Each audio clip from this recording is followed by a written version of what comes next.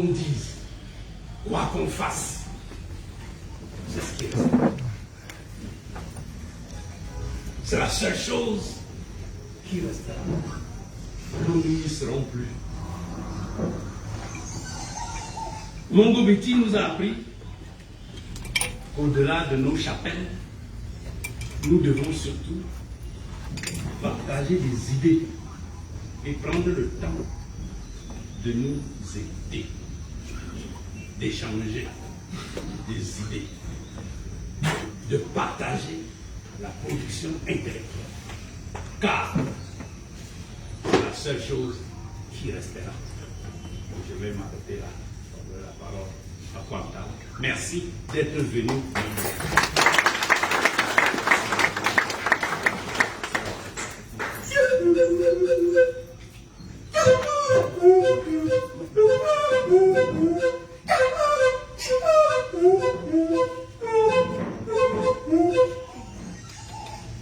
Professeur Ambroise Cobb, je vais vous appeler le père comme Françoise m'a appris à vous appeler. Race me disait par sa suite de vous dire merci, et pour le mot et pour l'hospitalité.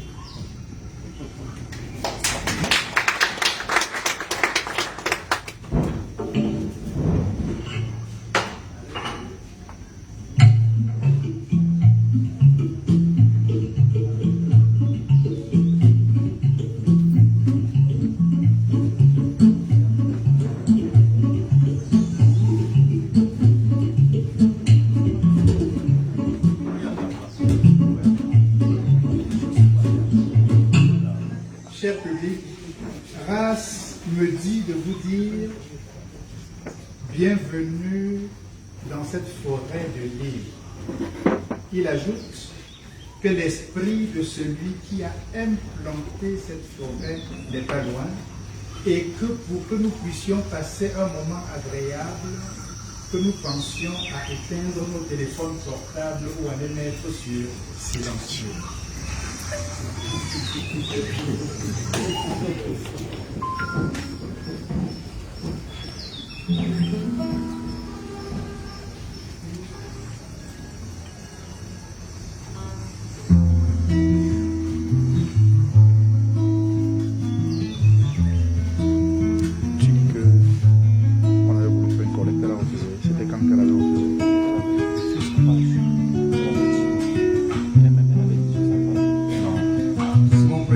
Ceci c'est pour vous.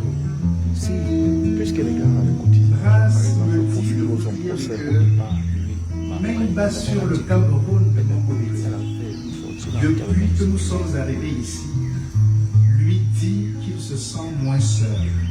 Le livre, je veux dire, parce que depuis l'entrée de Sous la cendre des étoiles, il a senti les vibrations du poème Exécution, qui raconte l'exécution d'Ernest Poindier que vous avez vu enfant à Bafoussam. Comme le livre Même bas sur le Cameroun raconte le procès d'Ernest Poindier, Monseigneur Dormo, alors il est moins seul depuis que ce recueil de poèmes est parmi nous.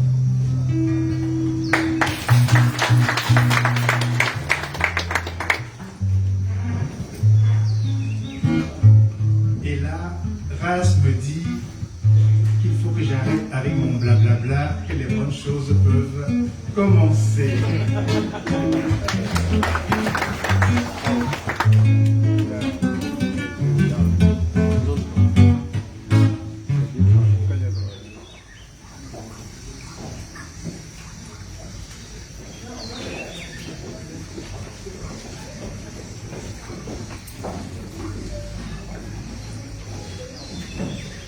L'urgence de la pensée, nouvelle édition,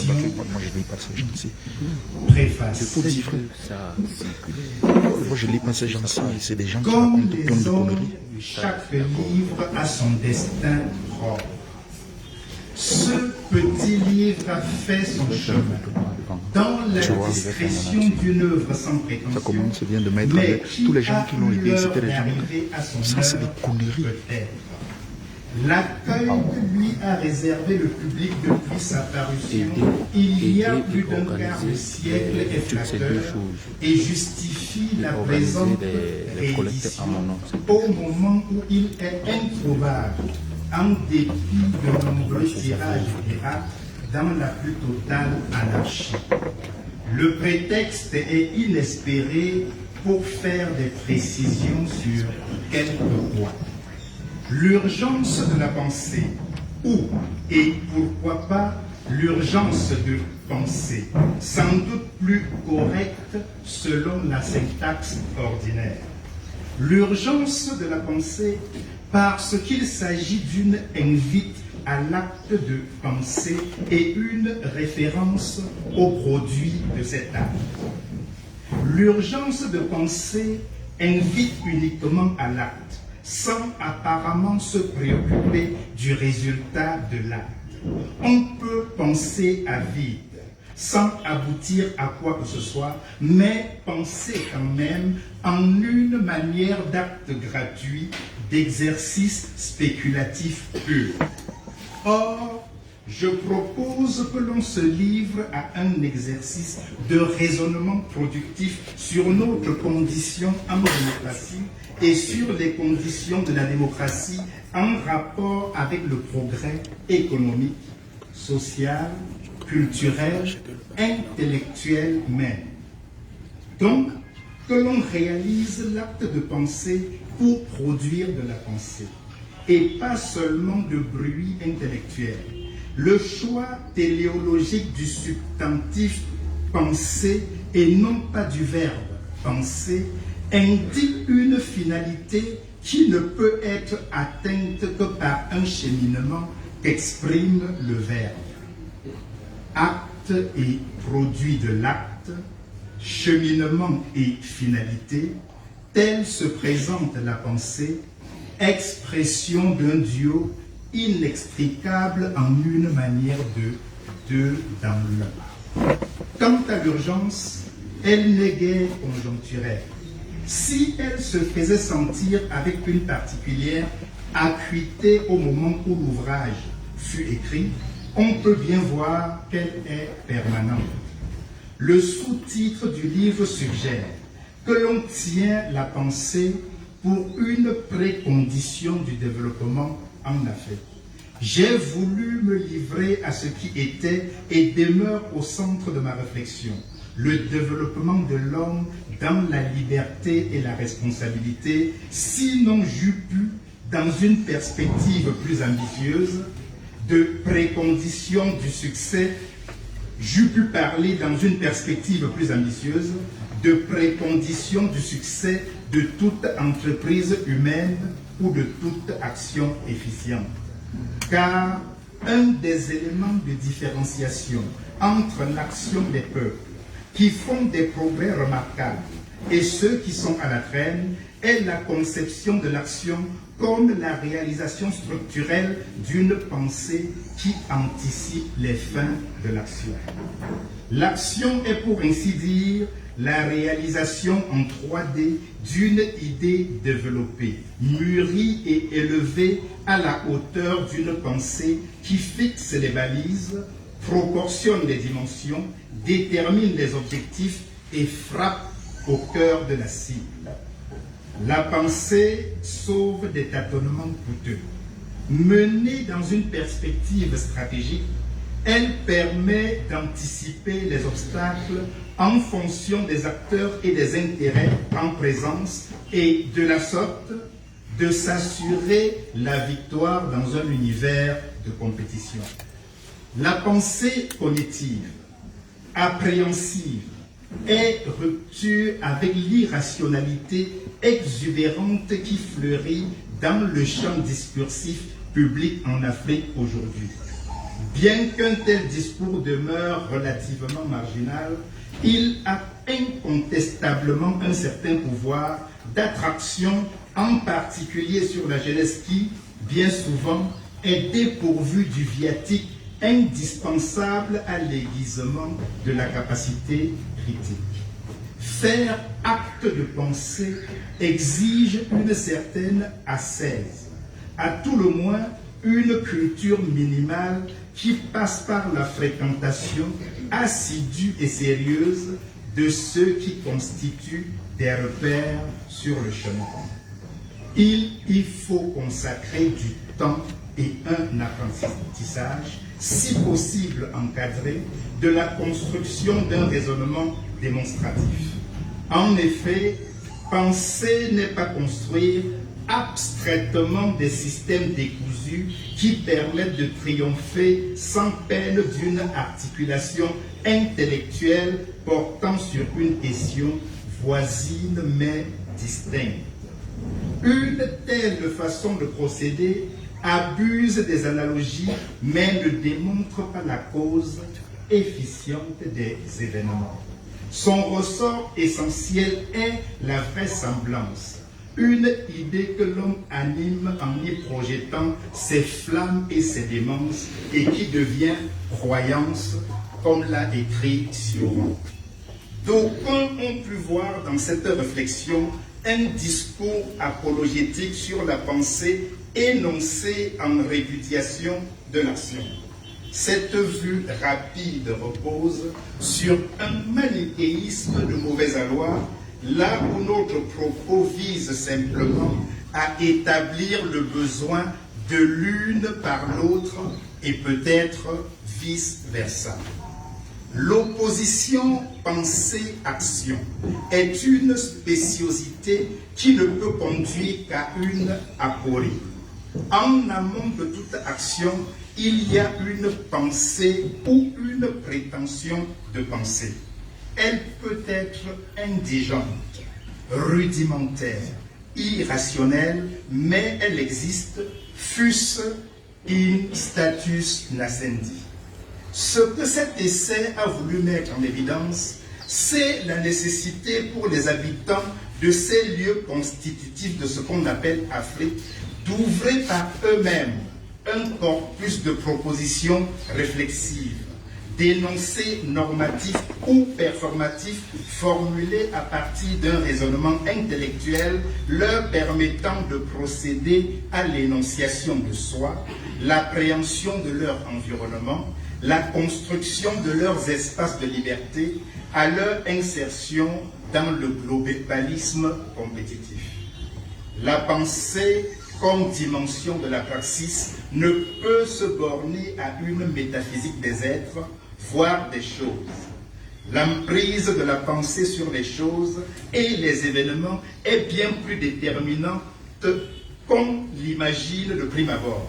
Si le choix se conçoit comme une négation du rôle ou de l'utilité de la pensée, il est à la fois un mensonge et une fuite en avant. Mensonge parce que le choix lui-même est dans ce cas l'expression d'une pensée qui préfère agir sous l'empire du désordre ou à tout le moins avec un risque élevé que sa propre action échappe à soi. Fuite en avant parce qu'une telle action consacre son échec avant même d'être agi. L'essai s'est émancipé de sa date de naissance et poursuit sa vie à travers la permanence du besoin vital de ce produit de l'esprit humain qui oriente ses choix et guide durablement ses actions, la pensée. Maurice Kamto.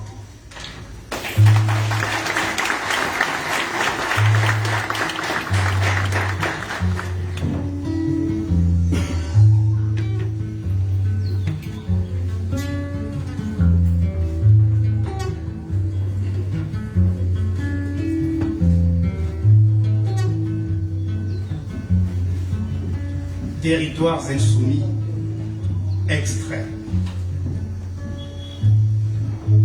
Vivre.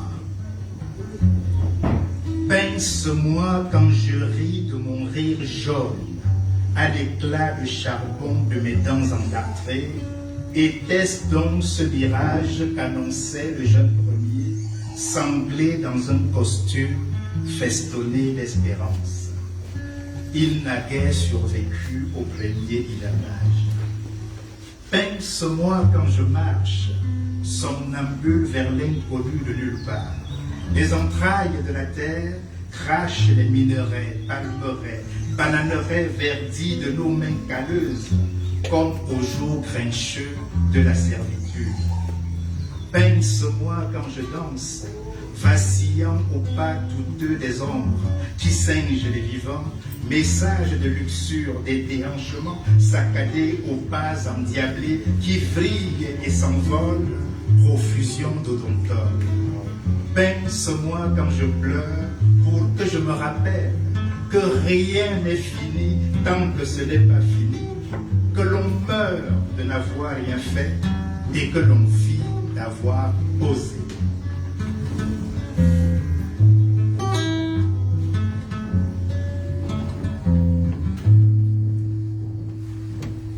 Le creux de la nuit. Je découvrais l'intimité d'une nuit belliqueuse, zébrée de fureur. Les destins contraires se répondaient aux deux bouts de cette ville transie d'angoisse nerveusement silencieuse. Et la sirène dispersait de sa voix lugubre les potaches dessouchés par la peur. Il s'échappait par tous les orifices des chaumières lépreuses aux murs lézardés de misère. Et la sirène hurlait encore le péril des feux de haine. Et le désir de l'aube gonflait les estomacs mous. Ton ombre, ô l'aïeul, se dressait à pique face au péril, bouclier dérisoire contre l'irrésistible, qui traçait le ciel de son regard de foudre. Et la sirène hurlait plus fort de toute la puissance de ses poumons inoxydables, la fin des jours d'avant, l'inclémence des ambitions et la tristesse de l'indépendance.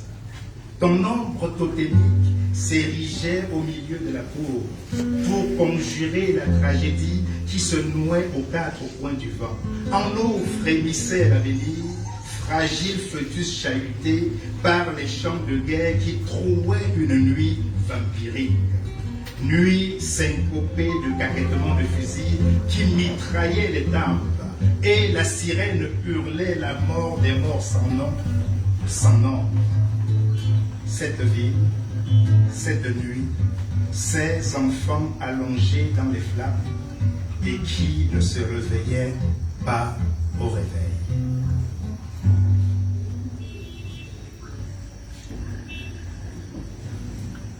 Temps d'orage.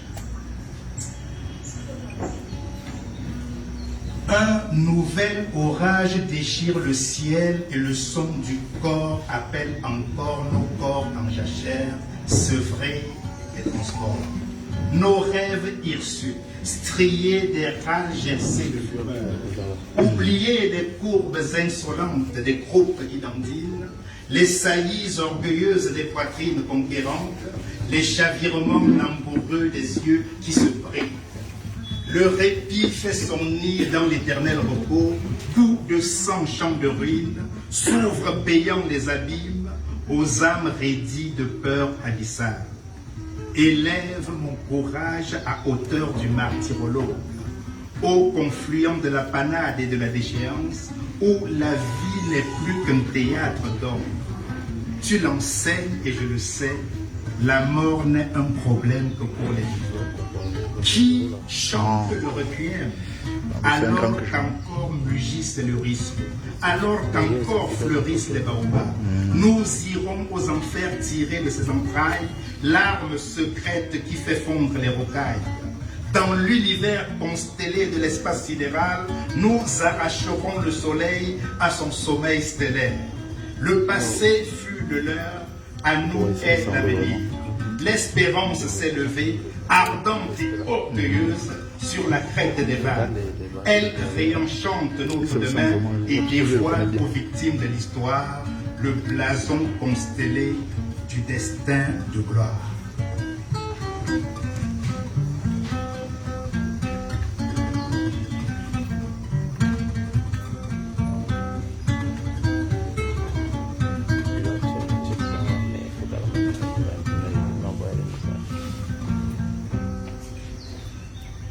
Accotement extrait. arrachement.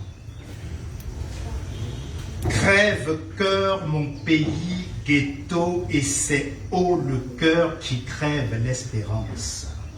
Comment s'échapper du township du monde, s'arracher à la glu, au lest qui tire vers le fond de l'abîme, s'incarner dans le vent, voilà. Et mon esprit s'envole au-dessus de la plaine de nos destinées communes.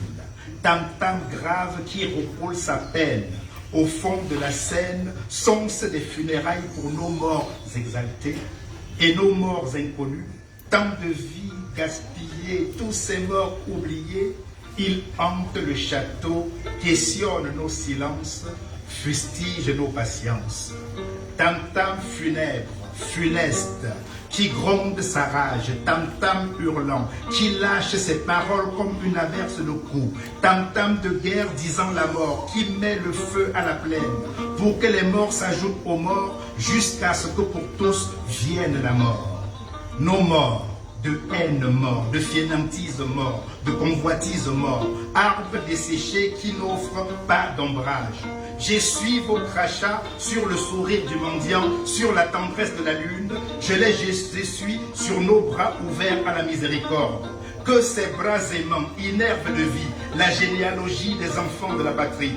Tout en cette terre raconte un pays singulier, terre, terreau des prodiges, qui répudie les défaites à notre histoire pergamisée. Et je vois ton corps, ô terre fantastique, bourgeonnant d'ambitions neuves, sous les lumières neuves de la Renaissance. La pointe de l'espérance a déchiré les brumes qui voilaient l'avenir. Vient la vaste clarté sur la défaite de la nuit et nos échines indociles qui se dressent et nos paroles rebelles qui tonitruent et nos pas de plomb ailés par le vent de la liberté. Je sens monter une sève nouvelle dans les veines de cette terre. Je vois déborder la crue de la rivière artésienne jusqu'aux hautes terres. Elle va étancher les soifs inassouvies et sur l'humus renouvelé par la jachère, faire pousser la promesse de nos rêves ténaces. Au loin gisent les terres neuves qui attendent. Terre de nos ambitions épanouies où l'abondance prend racine dans le terreau des épreuves. Qui prend la mer prend rendez-vous avec le tourment des tempêtes. Bas, ferme ton navire, peuple mien qui accepte les défis d'un monde vertigineux. J'interroge les chaînes oubliées et j'entends un blues sans larmes qui fait chavirer le monde. Je remonte le chemin perdu et je vois une volée d'étoiles au-dessus de Tombouctou. Je fouille les secrets enfouis et j'exhume les trésors de Luxor et de Lalibela. Je contemple l'avenir, il me tend les bras de l'amante au retour de l'aimé. Oh, puissance coalisée de nos terres des contrastes, je vous confie les rêves que nous pouvions rêver dans la nuit torturée de nos malheurs répétés, accueillis en héritage.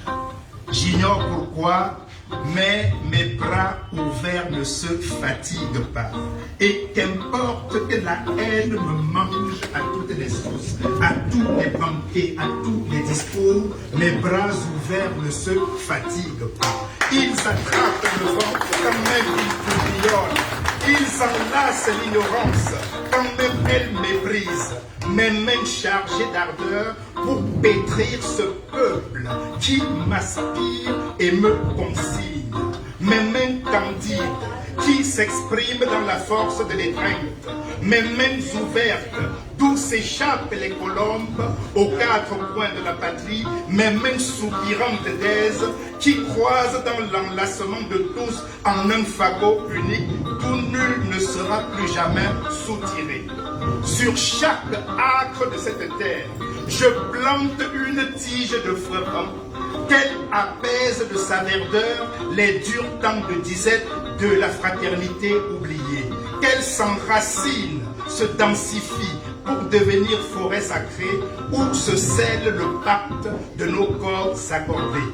Chacun peut voir que le sol sous nos pieds se dérobe, que chacun comparaisse à la barre de sa conscience, sans masque qui rien ne masque et qui ne sauvera guère.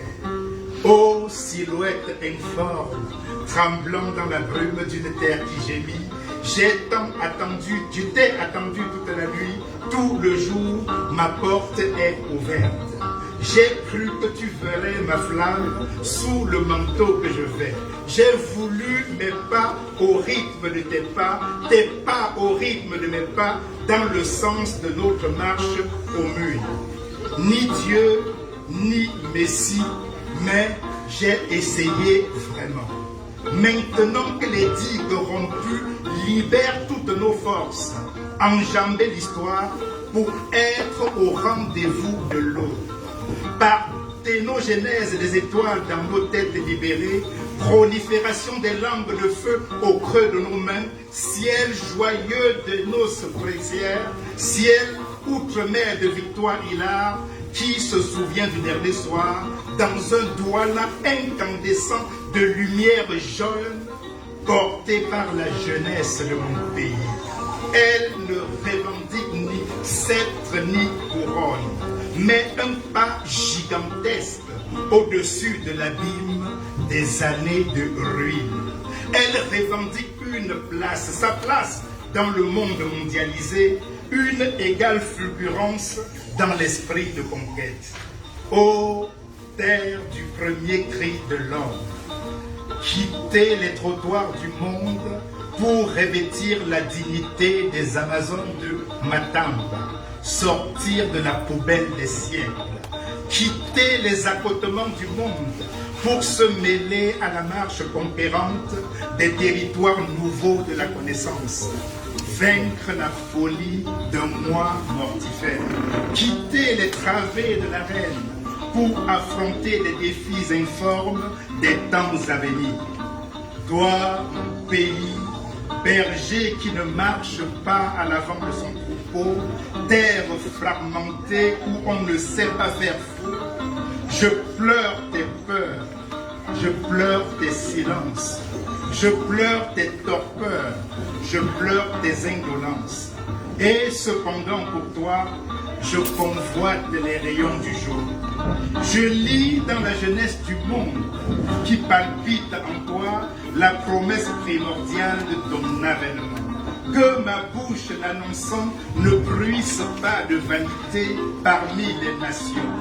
Montrez-vous aux gens de ma terre, ô clés du savoir qui réinvente le monde. Montrez-vous aux gens de ma terre, ô secrets des signes qui codent l'univers. Les vieilles lunes sont tenaces, mais les temps sont à maturité. Dans les ateliers du monde, on réinvente l'espèce. L'homme fera-t-il mieux que la nature en abolissant les couleurs races?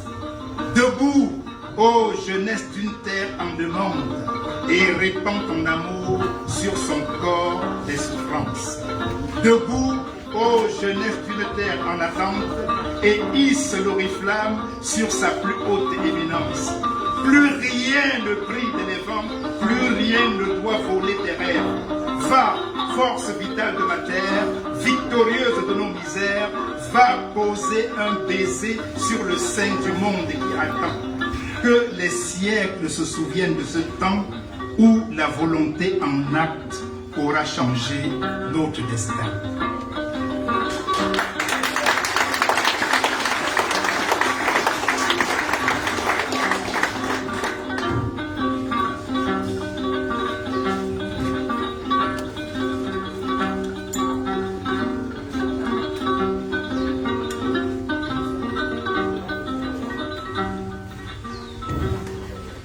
Sous la cendre des étoiles, extrait.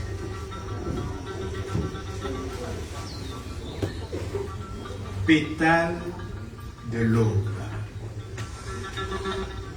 C'était au temps des effervescences, quand du ciel pleuraient les flammes et que l'audace trompait la peur, des cœurs rompaient des digues et l'aurore broyait le soleil. C'était au temps de l'inconscience. Des vents poussaient nos pas vers les terres de la discorde et nous en revenions insouciants. C'était au temps de l'adolescence, Comme on voulait presto devenir grand, porter afro et robe pense à fleur de nombril, en s'attirant des regards un brin pitonneux. C'était au temps de l'innocence. Le vent dévoilait la fraîcheur des roses, à l'envol des fichus et des mini-jupes, de grands yeux s'emplissaient d'étoiles. C'était au temps d'enfance où l'on faisait de la fièvre pour manger un peu de riz, ce temps où l'on court les bras dans le vent, ivresse d'un pétale au cœur du tourbillon.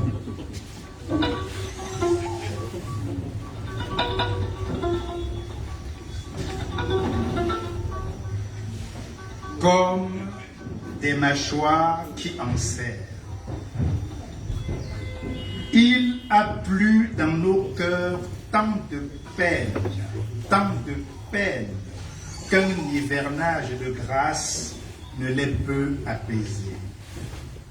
Il a germé dans nos cœurs tant de haine, qu'un océan de bonté ne la peut nettoyer. Lambeaux de rêve de notre histoire étoilée, les rappels en deuil des souvenirs, agonie de la nuit à l'aurore, un genou par terre, nous attendons. Et pour finir, un plus que songe pour te dire je t'aime. Tout est venu d'un songe tel une aurore boréale. Mes pensées larmoyaient sur un quai. J'ai vu ton carrosse s'enfoncer dans la forêt et le vide alentour était l'oubli de mon amour. Comme le parfum d'un dimanche de soleil au sortir de l'église, la tentation guettait sur les hanches des jeunes filles prudes et nous accueillait le fumet des plats de foufou à la sauce gombo. Ce matin, ton pagne au vert et or du couchant, noué à ta taille opulente, dit que tu seras la plus belle des mères à l'assemblée des femmes.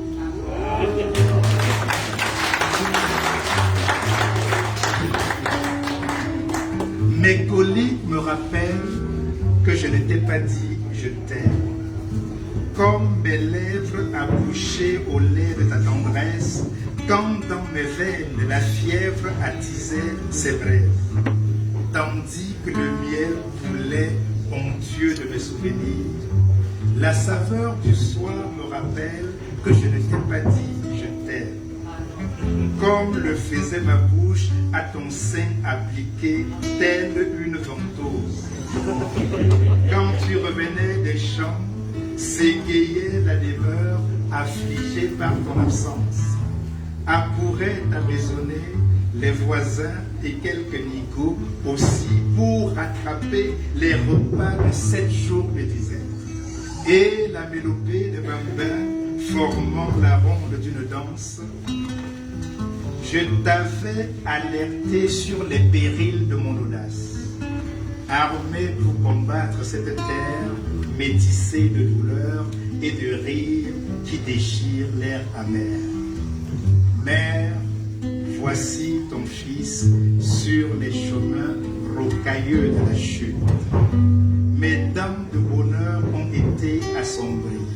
Un rayon de ton sourire me ranime au cœur de la tourmente.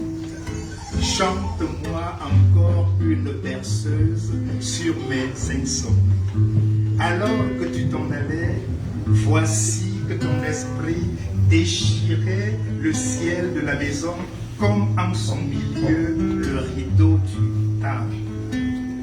Captif de la routine des jours, je ne su déchiffrer les signes, ni les trompes d'eau au cœur de la saison sèche, ni des paroles murmurées au creux de mon oreille.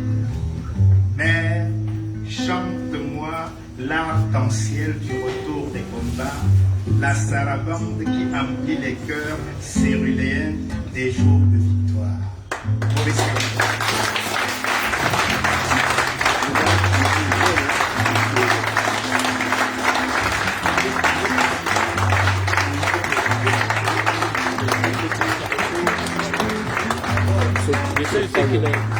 Merci, mon président. Je vais vous inviter à venir avec moi. Venez prendre place ici.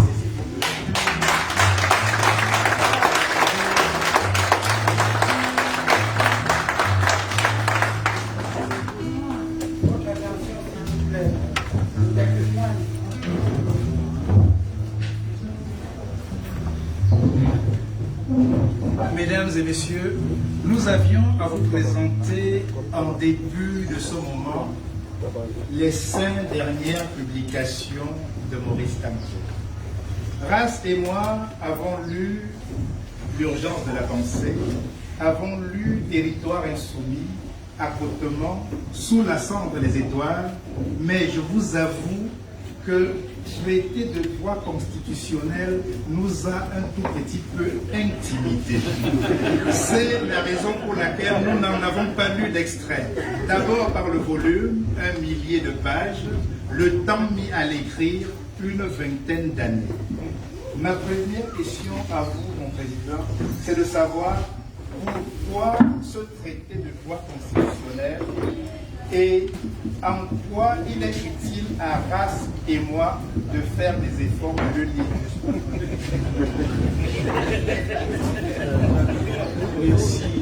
Merci beaucoup. J'ai le privilège cet après-midi d'être introduit par un des écrivains, homme de lettres, plus précisément un dramaturge et poète, qui, peut-être parce que nous n'avons pas développé dans notre pays des espaces culturels et d'échanges entre les hommes de culture, n'est pas forcément très connu du grand public. Cependant qu'il est une notoriété à l'extérieur du Cameroun. Je vais parler du poète M. Kouabitao, ici présent.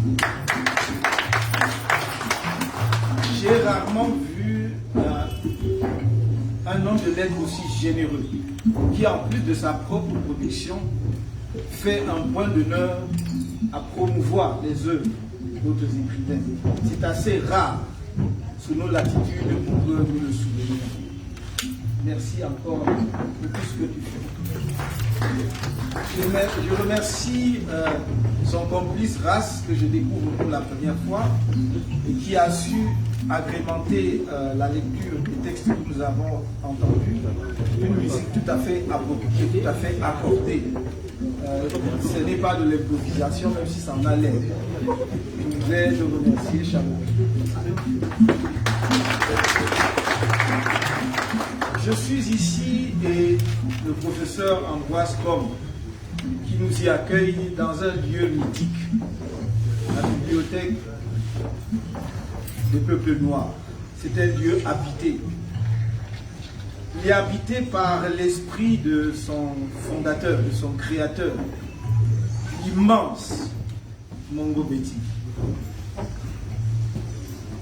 C'est un espace particulier parce que j'y retrouve avec une certaine émotion le portrait du professeur Eboussi Boulaga, qui est aussi, de ce point de vue, parmi les précurseurs et ceux qui ont tracé la voie, le chemin pour la réflexion, la pensée, la réflexion philosophique, qui n'est pas le monopole des philosophes diplômés.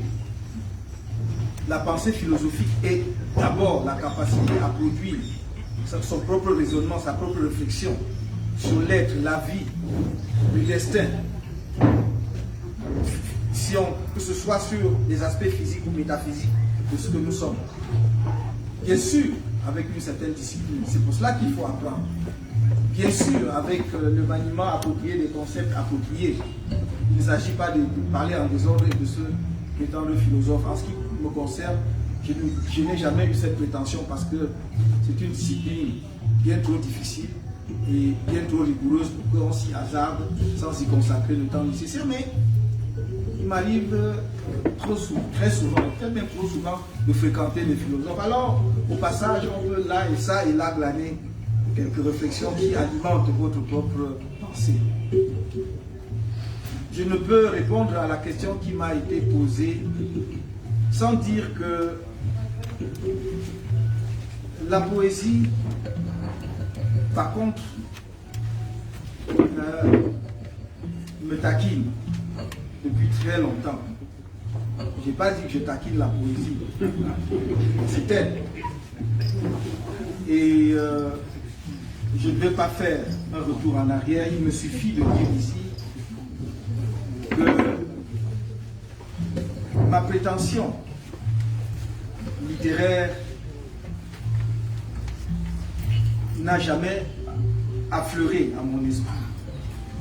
Je pense que c'est simplement le hasard des circonstances, les rencontres comme le poète Pantawa et mes excellents éditeurs et surtout l'immense Nimrod qui est, j'allais dire, un voisin. Oui, il en est un parce qu'il est d'origine tchadienne, même s'il est maintenant installé en France depuis de très nombreuses années, dont j'ai eu l'honneur et le privilège d'être un de ses auteurs dans ce dernier ouvrage, Sous la cendre de soleil. C'est la rencontre avec des personnalités littéraires affirmées et d'importance comme lui qui ont alimenté la petite ambition que je peux nourrir dans ce domaine. Mais j'y avance à tout petit pas, avec beaucoup d'humilité, en sachant que je ne sais pas grand-chose, mais que l'amour et la persévérance que j'ai, l'amour que j'ai pour la littérature et que la persévérance que j'ai pour faire ce que je fais m'amènera sans doute un jour à avoir le sentiment, non pas d'être un littéraire, mais d'avoir contribué modestement à faire quelque chose que l'on peut appeler de la littérature.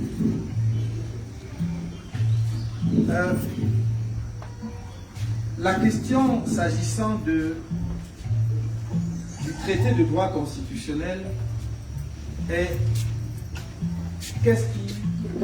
pourquoi un traité de droit constitutionnel devrait-il être lu, en tout cas celui-ci, par tout citoyen camerounais? Je dis bien par tout citoyen camerounais. Ma réponse est simple. Premièrement, je l'ai écrit en respectant toutes les exigences de la rigueur académique, de la rigueur scientifique. Il ne pouvait en être autrement. C'est ma formation de base, le droit, et en particulier le droit constitutionnel, où aujourd'hui on ne parlera pas du droit international. J'ai enseigné la matière pendant de nombreuses années dans les universités et institutions universitaires camerounaises et à l'étranger. J'ai créé le cours qui a donné matière à ce livre en 1990, alors qu'on m'avait attribué le cours de droit constitutionnel de maîtrise à l'université du Cameroun, parce qu'il y avait alors une seule université. Et traditionnellement, mes collègues qui dispensaient cet enseignement présentaient un aspect spécifique du droit constitutionnel. Ils pouvaient choisir, par exemple, de faire un cours de droit parlementaire ou d'autres aspects du droit constitutionnel. Je m'étais très rapidement rendu compte de ce que, plus de 30 ans après l'indépendance, 20 ans, ou un quart de siècle, au moins après l'indépendance, nous n'avions ni un enseignement spécifique du droit constitutionnel camerounais, ni encore moins un ouvrage en la matière. Il me paraissait presque absurde qu'un jeune Camerounais ayant étudié dans son propre pays n'eût du droit constitutionnel que ce que l'on pouvait lui en dire des systèmes généraux et des systèmes occidentaux.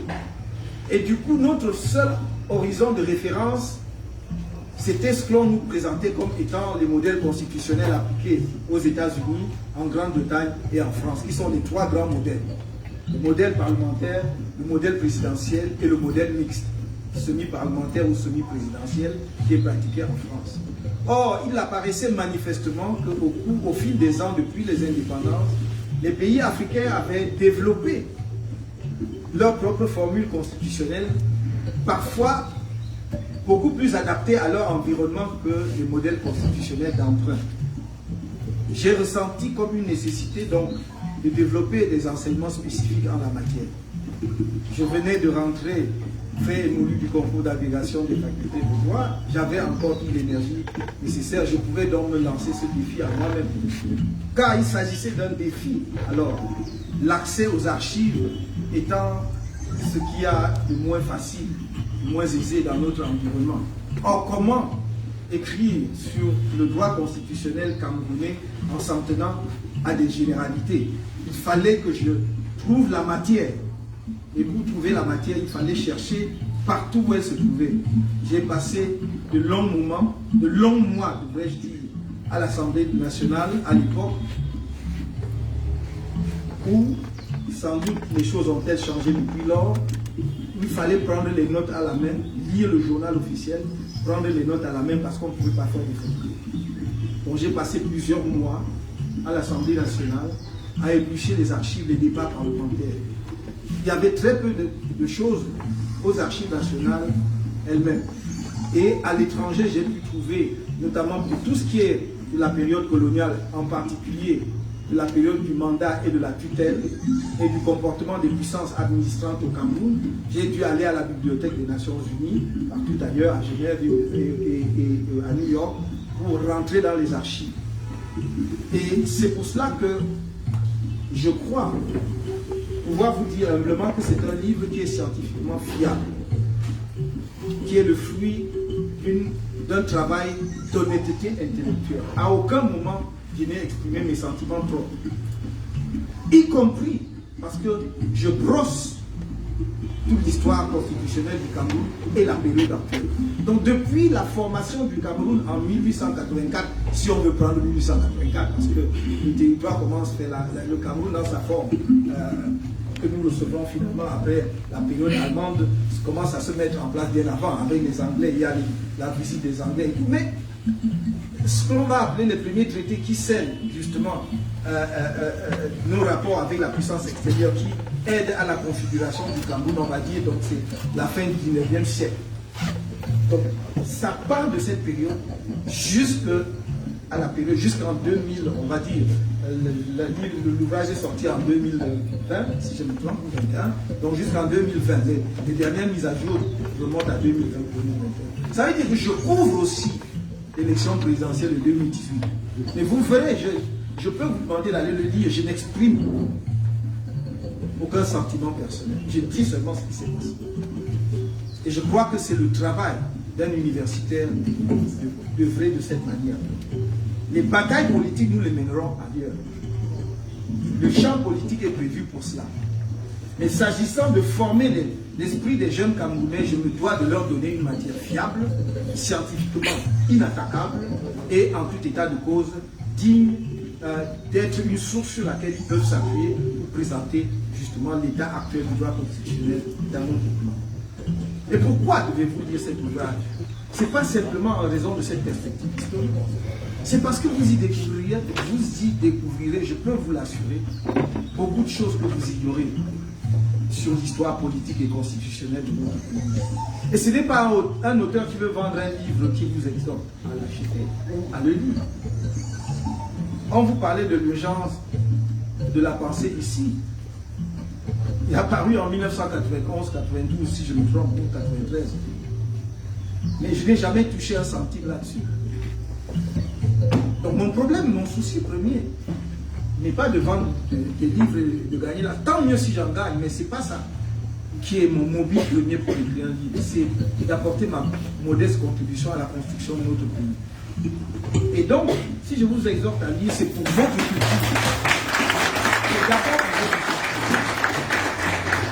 C'est parce que je suis convaincu que ça peut apporter une modeste contribution au débat politique dans notre pays. Ça peut améliorer la qualité du débat politique dans notre pays. Et vous verrez, sur des périodes absolument insoupçonnables, des choses que vous ne pouviez pas imaginer. J'aime citer cette anecdote. Pendant la période coloniale, je découvre en lisant donc des débats à l'Assemblée nationale, le journal officiel, que sous l'Assemblée législative du Cameroun, ALCA, comme on l'appelait à l'époque, on décide de bitumer la route qui part d'ici, donc du rond-point de la poste centrale à l'ancien aéroport. Et sous la période coloniale, le marché devait être attribué par le haut commissaire de la République. C'était lui l'exécutif. Mais le budget du territoire, quand même, doit être approuvé par l'Assemblée législative du Cameroun. Le budget pour le bitumage de la route est prévu. Le marché est attribué à une entreprise française qui s'appelle Omnium, qui s'appelait Omnium. Et il n'y a pas de problème, ça suit les procédures, le haut commissaire l'a dit. Et l'année suivante, le haut commissaire revient demander un avenant aux membres de l'Assemblée législative du Cameroun. Seulement, l'Assemblée se rebiffe en disant, mais nous n'avons pas encore vu la route. Vous ne pouvez donc pas demander un avenant pour une route qui n'est pas encore faite. Comme quoi certaines pratiques camerounaises ne datent pas d'aujourd'hui. Et donc, pourquoi je cite cette anecdote? Mon livre n'est pas un livre d'anecdote. Vous allez voir le lien avec l'évolution politique et constitutionnelle. C'est qu'à partir de là, les membres de l'Assemblée législative du Cameroun disent, nous allons devoir nous-mêmes désormais voter le budget de l'Assemblée législative. Donc, comme nous allons voter le budget, c'est nous qui déciderons de ce qu'on inscrira ou ce qu'on n'inscrira pas dans le budget. Vous voyez donc comment une affaire comme celle-là, en fait, j'allais dire presque banale, contribue à l'évolution institutionnelle du pays, un peu comme le Parlement britannique à l'époque, qui pour prendre son indépendance vis-à-vis de la couronne britannique, c'était toujours à propos des questions financières d'ailleurs. Et vous savez même, la Révolution française, ce sont les questions financières. Lorsque Louis XVI ayant ruiné les caisses du royaume, se tourne vers la bourgeoisie pour demander qu'on renfloue les caisses, la bourgeoisie dit, bon, on n'est pas un tiroir, qu'est-ce qu'on ne peut pas payer tout le temps sans avoir notre mot à dire. Donc, malheureusement, le bon roi est mal inspiré et reconvoque les états généraux qu'il avait pu siéger depuis des décennies. Et donc, d'où l'affaire. Donc, c'est le chemin pour la fin de la monarchie, puisque le reste, vous savez, n'est-ce pas, les états généraux, les tiers états et tout le monde, la Révolution française. Donc, voilà une anecdote. Je termine en disant, lisez ce livre aussi, parce que je l'ai écrit dans un souci pédagogique. Donc, je n'ai pas essayer de, disons, d'utiliser un langage trop savant. Il est écrit parce que c'est un manuel, parce que c'est un traité pour que les étudiants et donc tout citoyen camerounais puissent le comprendre facilement. Donc ne soyez pas freinés par le fait qu'il s'agit d'un ouvrage universitaire de droit, non, c'est une affaire de juriste. C'est un ouvrage pour tout citoyen qui veut connaître les affaires de son pays. Merci et je m'excuse d'avoir été long. C'est le défaut malheureusement, j'allais dire incurable des enseignants. Et même à la retraite, on garde des réminiscences.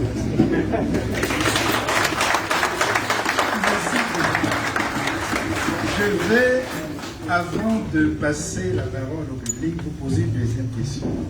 La deuxième concerne votre production poétique. Nous avons lu ce soir les extraits de 3 recueils. Finalement, dans votre travail d'écrivain, la poésie occupe la plus grande place et pourtant vous êtes moins connu comme poète que comme juriste et homme politique. J'aimerais savoir comment vous êtes entré en poésie, comment vous êtes devenu poète et que représente la poésie pour vous. Merci, c'est une question. Comment, je crois que je vous le dirai. Qu'est-ce que ça représente pour moi? C'est tellement difficile à formuler. Je sais ce que ça représente pour moi. J'espère que j'arriverai à vous dire ce que ça représente pour moi. Comment suis-je venu à la poésie? Comme la plupart des jeunes. C'est très tôt, autour de 15 ans qu'on commence. Certains plus tôt encore, je crois. Peut-être Rimbaud a commencé encore plus jeune, puisque l'essentiel de son œuvre a été écrite à 19 ans. Mais enfin, je ne suis pas Rimbaud et loin s'en faut. Je vais dire simplement comme la plupart des jeunes autour de 15 ans et qui ont des sentiments, Mais la plupart du temps, ce sont des jeunes de 15 ans, ce sont des sentiments amoureux. C'est parce que sa voisine ou sa camarade de classe porte des robes affriolantes et des choses comme ça qui l'intéressent. Moi, ce n'était pas ça. C'était le sentiment profond de ce que je ressentais par rapport à moi. Ça a toujours été ça. C'est d'abord l'autre, autrui. C'est d'abord mon environnement, le contexte dans lequel je vis, qui m'a toujours saisi. Il m'a donné quelques mots pour exprimer ce que je ressentais. Si on peut appeler ça de la poésie, oui, c'est cela. À partir de 15-16 ans. Les premiers textes qui sont totalement inconnus et que je ne trouve d'ailleurs pas, qui pour certains avaient paru, je crois que quelques-uns, à l'époque on envoyait des poèmes à Jeune Afrique et ils publiaient, et puis dans les journaux de la place, j'en ai publié même je crois dans le Messager à une époque, des choses comme ça. C'est pas le Pertorier, ceux-là ne sont pas connus, mais c'était déjà ça. Et puis à l'université. Mais vous verrez que ça porte toujours sur notre espace de vie et surtout sur ceux qui y vivent. Qu'est-ce que ça m'inspire? Qu'est-ce que l'autre, le visage de l'autre m'enseigne sur moi-même, me renseigne par rapport justement à mes aspirations et à ma propre condition. C'est ça qui forme l'essentiel de la matière que j'essaie de façonner dans le domaine de la poésie. Non pas que je sois insensible à l'esthétique des choses. Je crois que sur Kwantawa, qui est probablement celui qui connaît le mieux ma poésie, peut-être parfois mieux que moi-même, c'est que je ne suis pas indifférent à l'esthétique des choses. Mais pour moi, l'esthétique des choses se coule toujours dans l'environnement dans lequel je vis. Et j'évoque ça toujours en rapport avec cet environnement. Je peux parler de la forêt, mais ce n'est pas les branchages et le soleil qui joue dans les branches seul qui m'intéresse. C'est-à-dire, je ne m'arrêterai pas à ça. J'irai au-delà pour voir justement comment la forêt, ou bien quelle fonction la forêt remplit dans le milieu dans lequel elle se trouve. Par exemple, je me souviens de mes frères ici présents qui est spécialiste des questions forestières. Un jour, il ne sait même pas, je ne l'ai jamais dit, il m'envoie un grumier avec une bille de bois que je n'ai jamais vu. Enfin, non, j'ai jamais vu pareil, c'est-à-dire avec, je crois que le diamètre devait être de 3 mètres, 3 mètres 50. J'ai jamais vu rien de tel. Et tout de suite, ça m'a inspiré un texte qu'il découvrira un jour. Mais parce que ce n'est pas la forêt en soi, c'est-à-dire la végétation, c'est la forêt dans sa fonction. C'est la forêt en tant qu'habitacle ou demeure des esprits. C'est la forêt en tant que la pharmacie géante de la planète, parce que tout ce qu'on fait dans les laboratoires, on mime la forêt, pas dans sa diversité biologique et tout le reste. C'est la forêt de voir justement ce massacre, les plumiers comme, vous voyez, comme des trains qui sont à la peine, hein, qui cherchent leur voie. C'est tout cela. Donc moi, c'est ça d'abord qui m'a amené à la poésie. Mais c'est autour de 15-16 ans. Ensuite, j'ai écrit entre-temps autour de 20 ans, entre 20 et 28 ans, j'ai écrit un texte. J'avais pas le temps, à vrai dire, comme beaucoup à cet âge-là, on est assez absorbé par ses études. J'ai écrit un texte qui participera au concours lancé par concours de littérature lancé par l'association des poètes et écrivains camerounais en 1986. Et j'ai eu le second prix, je ne m'en glorifie pas. On vise toujours le premier, le grand prix.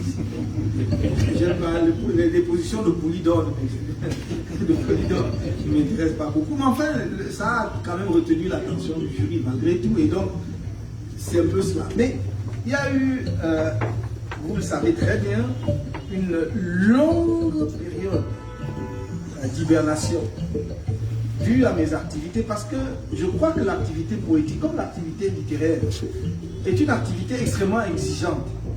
Et elle est consommatrice de temps. Il faut avoir une disponibilité à la fois émotionnelle et intellectuelle, surtout s'agissant de la poésie, émotionnelle et intellectuelle, pour produire un texte poétique. Et donc, pendant pratiquement une vingtaine d'années, je n'ai pas écrit grand-chose. Les quelques textes, mais vraiment rares que j'ai écrits, je les ai perdus au moment des déménagements. Je crois que j'ai repris mon activité d'écriture poétique, si je ne me trompe, en 2011-2012, lorsque j'ai quitté le gouvernement. Et donc ça a donné, et tout de suite, tout ce qui était enfoui et que j'avais emmagasiné, sans doute qui était entassé dans un magasin quelque part, est ressorti. Et donc j'ai eu une production que d'aucuns pourraient considérer comme rapide ou fleuve, mais je ne crois pas que ce soit rapide au sens où on écrirait avec légèreté, mais abondante, on va dire ça comme ça, parce que je crois qu'on a ici ce qui a pu paraître au cours des années précédentes, des 5 ou 6 dernières années, mais je ne dévoile pas un secret d'État en disant qu'on continue quand même de continuer. J'en suis témoin. Merci, Président. On va prendre 2 questions. Oui.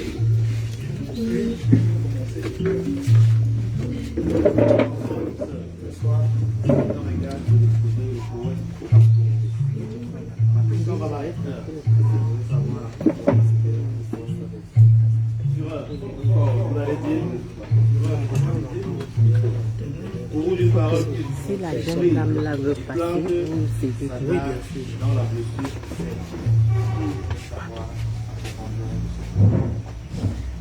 Oui.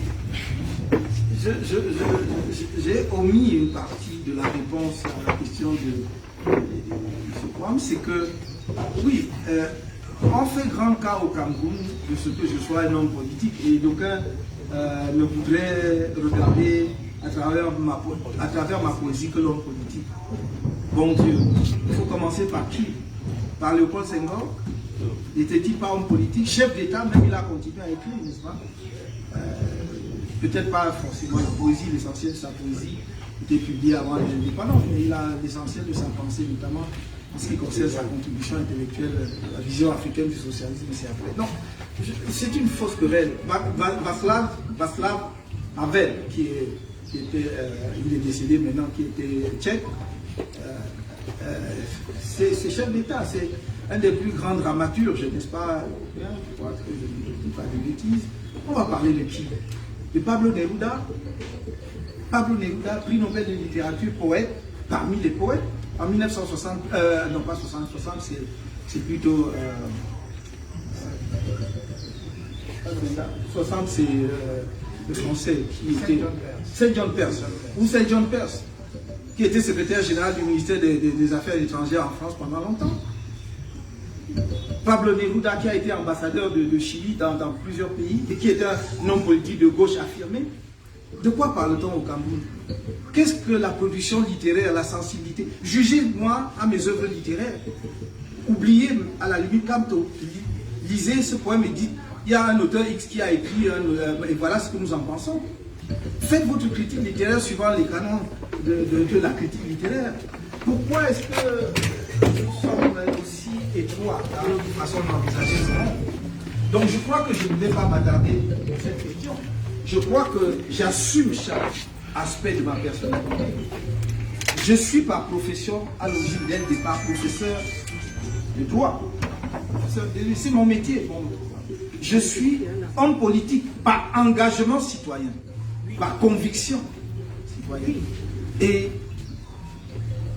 j'ai du mal à dire je suis poète. En tout cas, j'essaie d'écrire la poésie. J'essaie.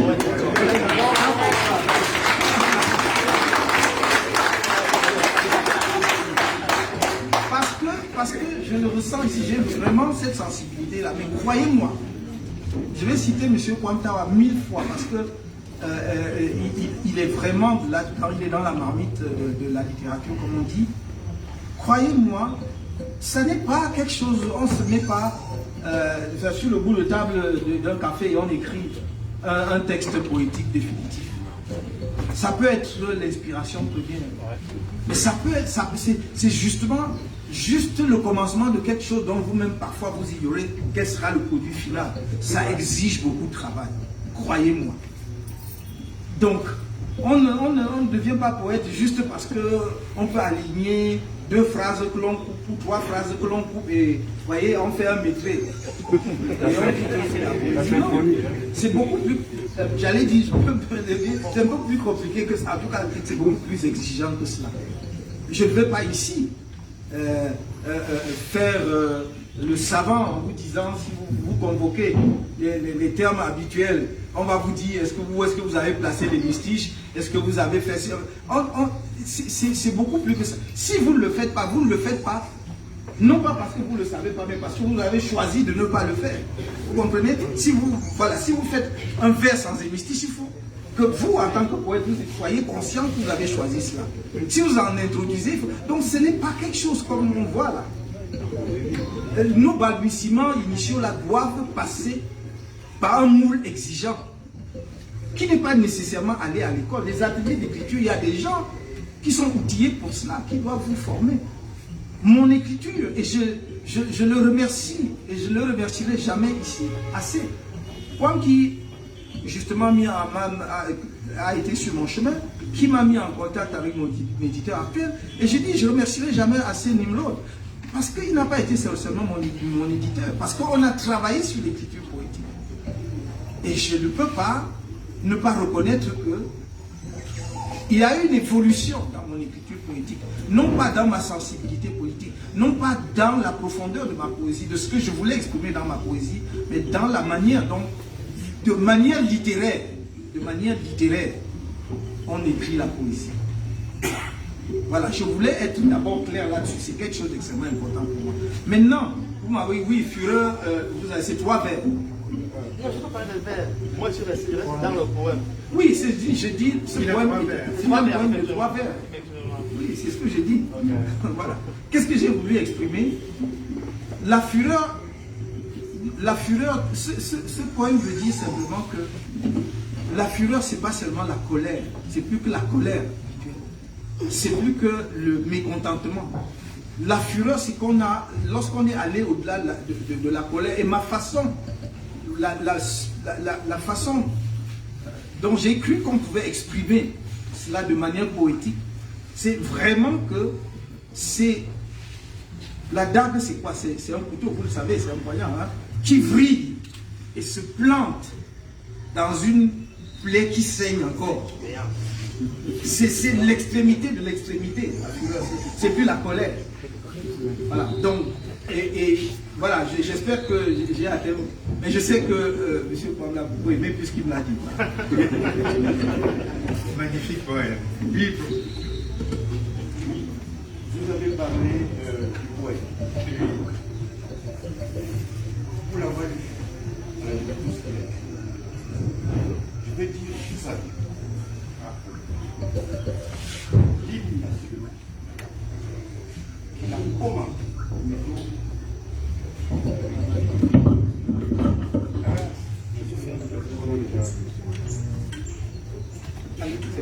il fallait tourner jusqu'au sommet. Il a commandé l'hymne national, l'écrit. L'hymne national dit quoi?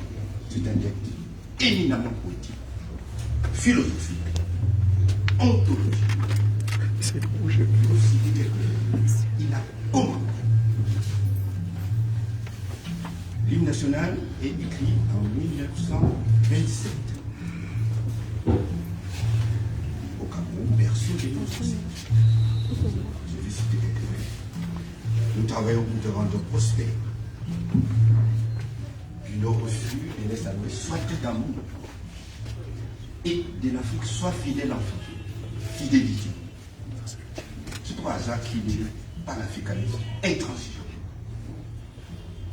Vous savez que la fureur, c'est la violence de l'économie, la traîne négrière.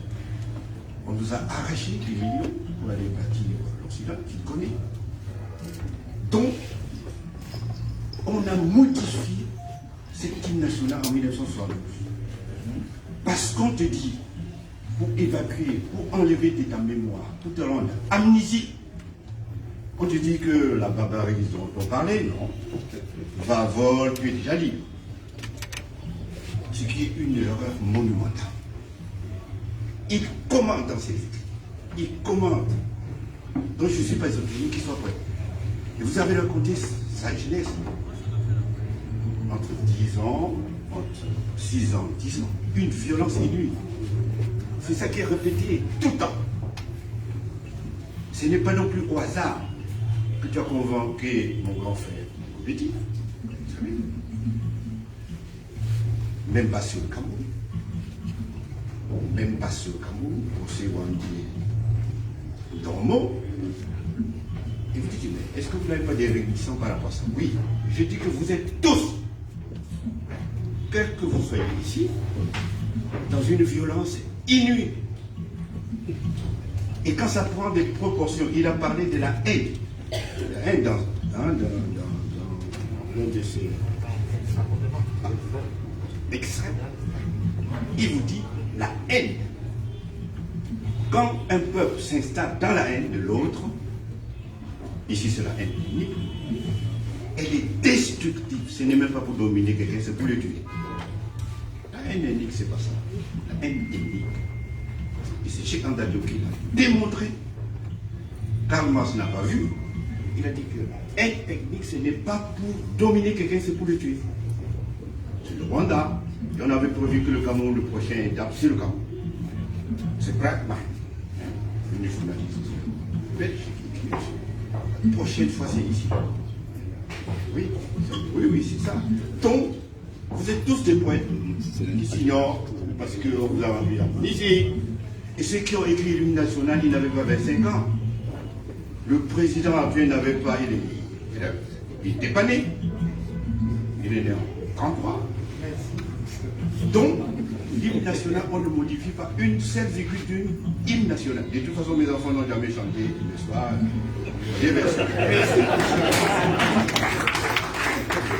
Question par là. Oui, il y a quelqu'un derrière moi. Oui, c'est vous, c'est vous. Merci beaucoup. Bonjour. Bonjour. Moi, c'est Thierry Loussi. Je suis le président de l'association des journalistes camerounais pour l'agriculture et le développement. Le droit, j'ai appris, structure des relations entre les citoyens dans un même pays.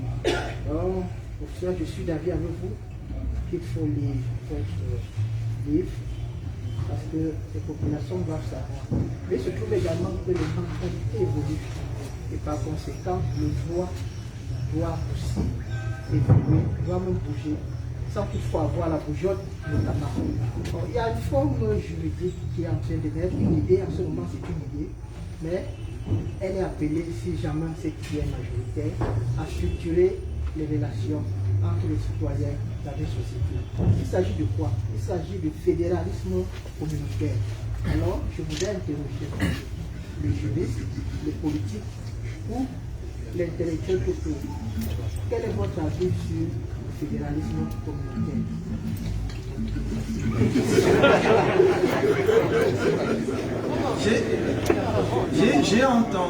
J'ai entendu parler de ça. Et j'ai vu d'ailleurs le terme ou l'expression circuler sur les réseaux sociaux. Mais je ne peux pas discourir sur quelque chose dont je ne connais pas le contenu. On a annoncé un livre, attendons qu'il paraisse, j'en prendrai connaissance et à ce moment-là, on pourra en débattre.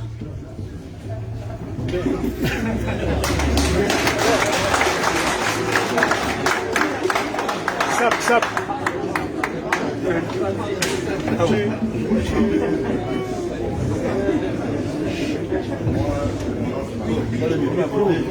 Le décor à côté. On va dire, on va parler ici. Ça va être plus simple. Ok. Je m'appelle Marcel Gimbo et je suis camerounais. Je vis à Washington ici. Ça, c'est la deuxième fois que je rencontre M. Rabin, quand c'était en visite dans l'organisation ensemble. On était avec le service pour l'organisation. Et c'est ce matin que j'ai fait l'information que vous seriez ici. J'ai dit non, je peux arrêter ça, je suis là. En fait, je prends la parole ce soir, maintenant là, c'est juste pour vous dire merci pour votre engagement. C'est seulement ce que je peux dire.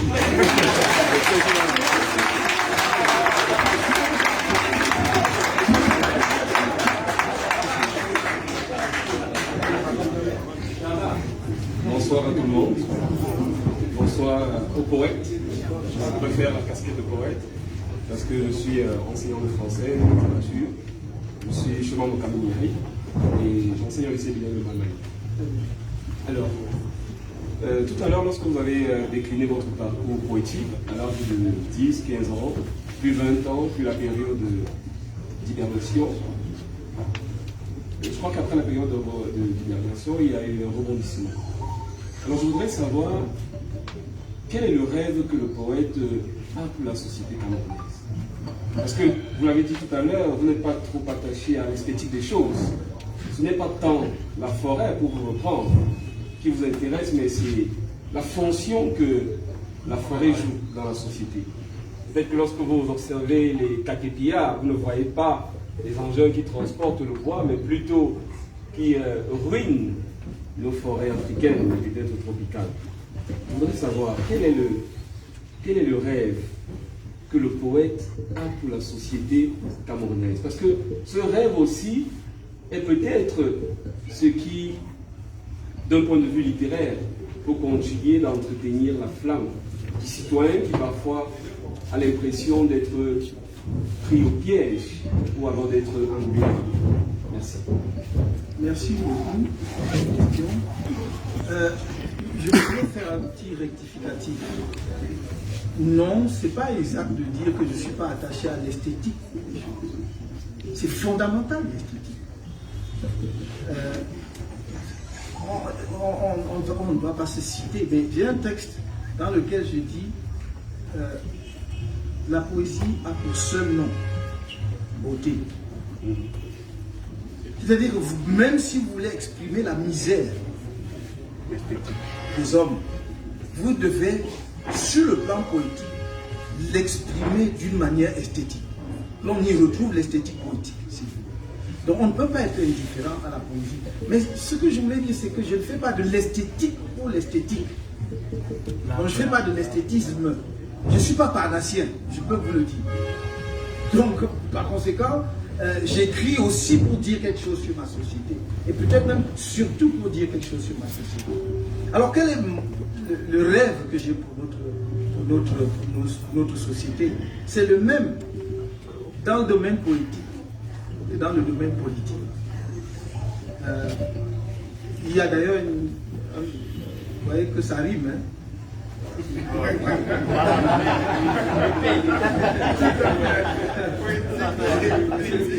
Voilà. Non, tout à fait. Ce rêve, c'est un rêve d'un peuple réconcilié dans un pays qui est fabuleux. C'est de ne pas vivre dans la haine. Moi, je ne supporte pas ça. Je ne comprends pas ça. Parce que je ne suis pas... Peut-être vous, justement, votre génération risque de recevoir en héritage la haine. Moi, je ne l'ai pas reçu en héritage, donc je ne peux pas transmettre ce que je n'ai pas reçu. Je n'ai pas reçu la haine, je ne transmettrai pas la haine.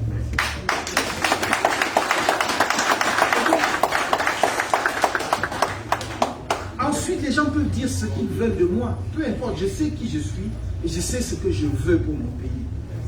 Voilà. Et ce qui m'anime profondément, c'est que alors, vous voyez, nous sommes à la lisière et donc il m'est difficile de ne pas dire un mot qui engendre sur le terrain politique. C'est que le Cameroun est un pays qui a vocation à être un pays développé. Même si on disait qu'il y a un seul pays en Afrique qui devait être développé, c'est le Cameroun. C'est parce que non pas, c'est pas la méthode Coué, parce que nous en avons tous les éléments. Nous avons tous les facteurs constitutifs, tout ce qui fait qu'un pays soit un pays développé. Donc, en le disant, je ne fais pas simplement, je ne formule pas un souhait. Ce n'est pas, c'est plutôt d'ailleurs une déception et un choc de voir qu'on n'y est pas encore, alors que nous avons tout pour y être. Voilà. Et donc, voilà mon rêve. C'est qu'on vive dans un environnement. Pour moi, la fraternité, au sens vraiment de fraternité républicaine, veut dire quelque chose. S'il y a quelque chose que je retiens, ceux qui sont à l'origine d'ailleurs de cette fameuse triade, c'est-à-dire liberté, égalité, fraternité, apparemment n'y croient même plus, surtout à fraternité. Mais moi, je prends la fraternité pour moi. La fraternité n'est arrivée dans la devise française que je crois en 1830. Après, c'était pas là l'objectif de liberté et égalité. Après, ils ont ajouté. Mais la fraternité républicaine, c'est quoi? C'est celle que nous décidons de créer. La fraternité biologique, c'est une fraternité de sang. Je suis votre frère sans l'avoir voulu. Je n'ai pas cherché. Comme je n'ai pas, ma question sempiternelle, c'est qui a choisi de naître où il est né? C'est moi qui ai posé cette question, le premier dans ce pays. Et on a voulu retourner pour dire que je suis tribaliste, j'accepte. Mais ce que je vous dis, c'est que la fraternité, celle en laquelle je crois, c'est celle que nous décidons de forger, de créer ensemble. Qui fait que même sur le champ de bataille, je meurs pour vous parce que vous mourrez pour moi.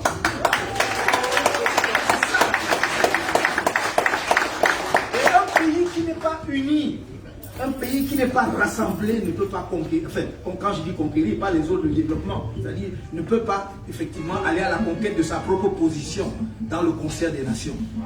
Voilà ce que j'essaye de dire dans le champ politique, mais que j'essaie aussi de refléter parfois sans que je ne fais pas de la poésie politique. Je fais une poésie d'engagement. Oui, ma poésie est engagée. Je ne suis pas là pour dire que j'ai aujourd'hui, c'était une fille aux jambes longues. Je laisse ça à d'autres. Je suis là pour... Oui. Voilà. Et donc, pas que ce soit pas bien. Vous voyez, quand vous allez notamment chez les romantiques, c'est très bien. Oui, parfois il faut se délasser, se relaxer sur l'herbe fraîche et admirer la nature. Mais il y a des moments aussi, et en fonction de l'environnement dans lequel on vit, on doit prendre fait et cause pour cet environnement-là. Et c'est ça le sens de la vie. Merci. On en aura bientôt fini avec je prends cette main d'abord, et puis une main au Shabbat, et on passe à la prochaine étape. Puis, c'est moi une main au Shabbat. Je vais essayer de représenter ça. Bonjour, monsieur le président. Bonjour, mon président. Oui, vous allez me permettre, vous pouvez commencer par l'école, s'il vous plaît.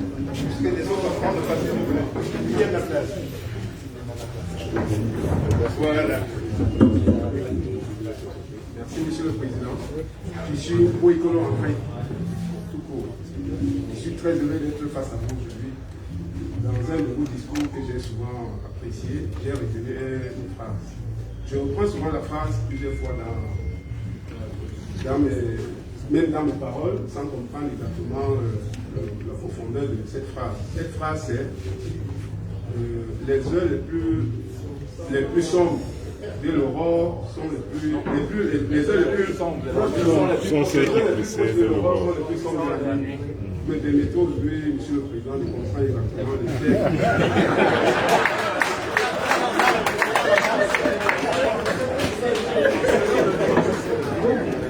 En fait, très simplement, si avant d'essayer de donner une explication intellectuelle, si nous restons sur le terrain même du phénomène de la nuit, vous verrez que c'est vers 3 h du matin, 4 h qu'on ronfle le plus. Parce que le sommeil est profond. Et alors que le jour va se lever dans le monde.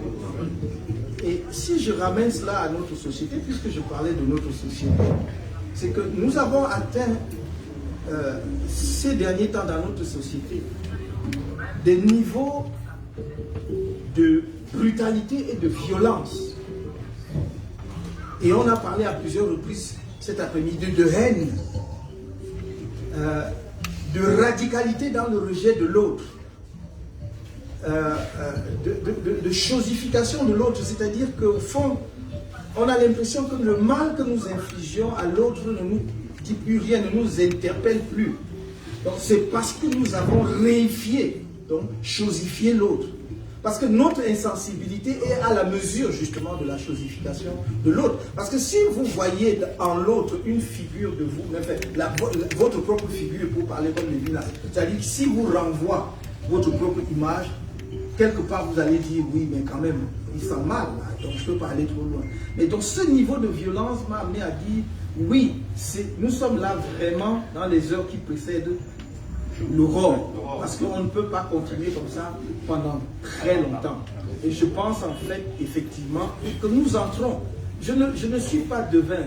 Sur les réseaux sociaux, enfin, ce qu'on m'envoie, parce que moi, comme je l'ai toujours dit, je ne suis pas posté sur les réseaux sociaux, mais je vois des gens qui ils croient se moquer de moi, se payer ma tête, en disant, ouais, mais il s'est pris pour un prophète, il a annoncé qu'il voit la fin. Oui, non, mais le problème, c'est que ce que vous ne comprenez pas, c'est ceux qui ont une lecture à courte vue des dynamiques sociales ne voient jamais les lames de fond. Vous savez, les virages, quand vous êtes sur une route, vous pouvez avoir des virages brusques. Hein? Vous pouvez avoir des virages amples. Mais c'est toujours le virage. Non? Voilà, merci.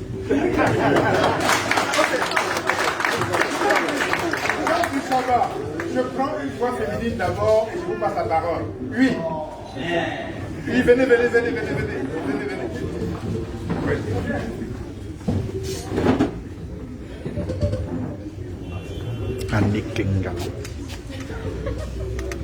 Bonsoir tout le monde.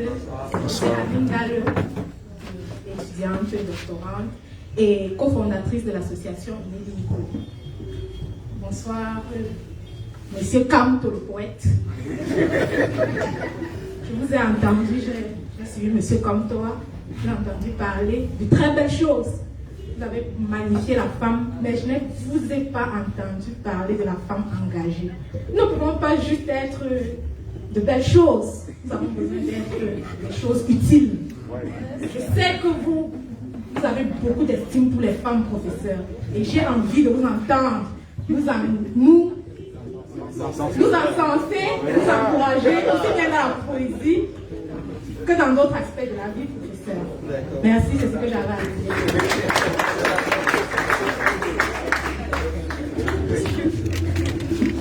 Il y a quelqu'un qui va être inspiré par votre démarche. Je crois que c'est ça. Oui, vous avez raison. J'ai un immense respect pour la femme. Ce serait très long à développer ici. Mais pour moi, c'est l'évidence même que nous ne pouvons pas bâtir une société avec un certain nombre de valeurs si nous ne fondons pas cette société-là sur la femme. Et cela veut dire donner à la femme toute sa place, ou plutôt reconnaître, parce que donner, c'est encore comme si c'est les hommes qui sont les hommes tout à l'heure, mais reconnaître toute sa place à la femme. Vous savez, quand j'étais petit ou adolescent, et je prenais la carte d'identité de ma mère, bon, on marquait ménagère. Ménagère. Donc on dit elle ne travaille pas. Sauf que c'est cette femme qui nous a mis au monde, qui nous a élevés. Voilà, parce que bon, mon père, comme tout le père, était dehors pour se battre. Et donc, vous ne pouvez, donc, si vous voulez rémunérer cela, je crois que son salaire dépassera. Bien sûr. Voilà, le salaire, l'homme qui ramène à la maison. Donc, il faut que ça bouge.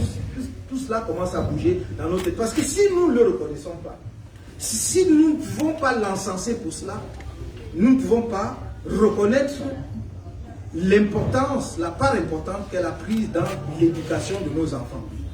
Après, vous dites, oui, regardez les enfants, mais vous attendiez à quoi si vous ne reconnaissez même pas à la femme qui, justement, s'en occupe tous les jours, le mérite qu'elle a. Donc, je veux prendre juste à ce niveau-là, pour ne pas dire, j'ai dit dans le programme politique de mon parti et tout le reste.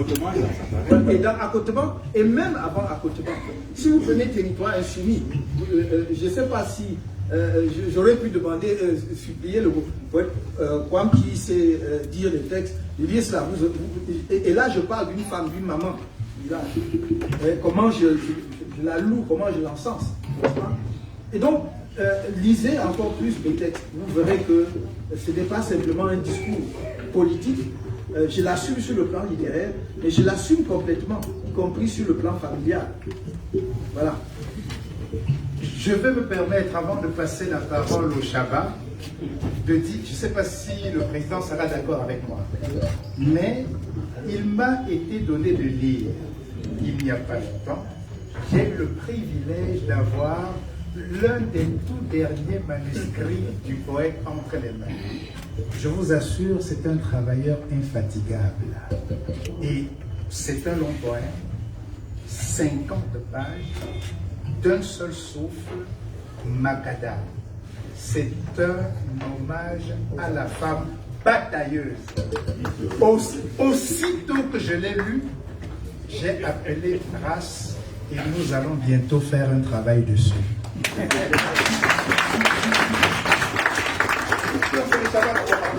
Oui, le Shabbat. Oui, le Shabbat.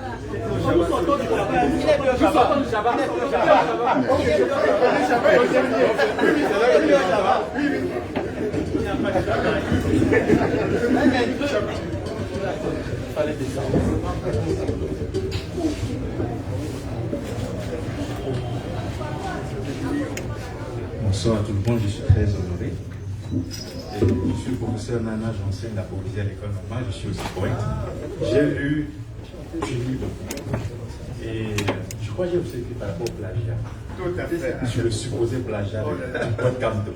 Parce qu'il y a eu beaucoup de choses par rapport à la titre, parce que je travaille sur les titres. J'ai aussi travaillé sur l'or. C'est le titre d'un poème de Camdo, l'or des cœurs. J'ai aussi travaillé sur un texte là, je suis le temps. Je suis le temps. Et donc, quand je voulais juste vous partager par rapport à l'esthétique, je crois qu'il devrait, le poète devrait laisser la critique en parler. Oui. Puisqu'il est très esthète même. Même si, quand il parle de ne pas faire dans l'esthétisme, il veut dire en fait, il a déjà dit, qu'il ne fait pas que l'esthétisme, disons l'objectif en fait de l'art. Mais quand vous lisez, il est très esthète. Je vous assure, quand il m'a dit, par Facebook, j'ai appris que les deux livres étaient là. J'ai commencé par deux, je suis venu, j'ai acheté les deux, j'ai fait l'exercice que je fais souvent pour travailler. J'ai dit, je vais lire les poèmes, je vais voir les poèmes qui m'intéressent. Voilà, j'ai commencé, territoire, j'ai plié tous les poèmes. Pourquoi? Parce que moi, je privilégie, quand je lis les textes, j'aime beaucoup plus aussi les poèmes, les textes qui chantent au-delà du fond. Les textes m'ont plu au plan esthétique. Alors j'ai fini, une nuit, j'ai terminé en pliant tout. Et quand j'ai commencé l'accotement, j'ai commencé à écrire un livre sur l'accotement. Sans plus. Voilà, donc c'est ce que je voulais dire. Je suis très content et je viens de prendre sous la cendre. Parce que dès qu'il est sorti, il y a eu cette rumeur. Et puis j'étais très gêné en tant que critique. Les gens n'ont pas lu le texte. Le livre n'était même pas là. Et donc, bon, j'ai dû même dans mon travail essayer de faire à beaucoup de choses, beaucoup de textes qui se ressemblaient. Après, on a compris qu'en fait, et j'ai conclu en disant, en fait, c'est un jeu. Il n'y a pas de plagiat ici. On ne peut même pas déjà parler de plagiat. J'ai même demandé, ne dites donc plus je t'aime, puisque je t'aime. Sinon, le théoricien l'homme dit, il y a déjà le déjà dit. On ne peut pas.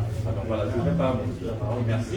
Et je voulais aussi dire pour finir, quand elle parle de la femme, il parle beaucoup de la femme dans l'appartement. La vachante. Il parle de la femme qui braise, la braiseuse, la vendeuse. Donc il faudrait dire vraiment, merci déjà, merci parce que c'est très enchanté de dire que les textes sont esthétiquement pertinents.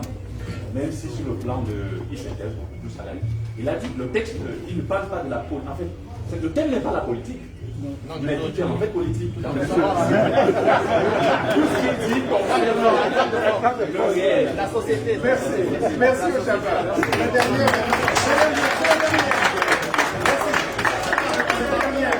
C'est la dernière. Non, c'est la dernière. Oui, dernière. Bonsoir, professeur. Je suis Bouba Oubaouba Nicaragua. Je suis un jeune doctorant dans une université chinoise. Et l'urgence de la pensée est un des premiers livres de Dieu m'a permis d'arriver dans un pays des penseurs, Lao Tzu, Confucius et les autres. Je pense que le professeur, le jeune Camerounais et l'artiste d'où je viens, ou bien parmi les ou bien du libéralisme communautaire dont on parlait, ou bien du fédéralisme communautaire dont on parlait, nous venons de tous les horizons de la commune. Est-ce que vous pensez que, à l'instar de ces penseurs dont vous avez cité, Cheikh Anta Diop et les autres, est-ce que vous ne pensez pas que c'est trop tard pour la pensée? Il faudrait passer à l'action. Est-ce que vous ne pensez pas que l'urgence de la pensée est déjà dépassée et on arrive à l'urgence de l'action?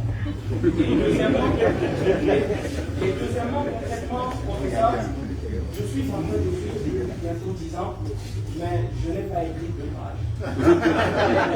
Quel conseil concret donnerez-vous aux jeunes Camerounais qui est engagé dans la politique, dans la littérature et surtout dans l'évolution et le développement du Cameroun en Merci.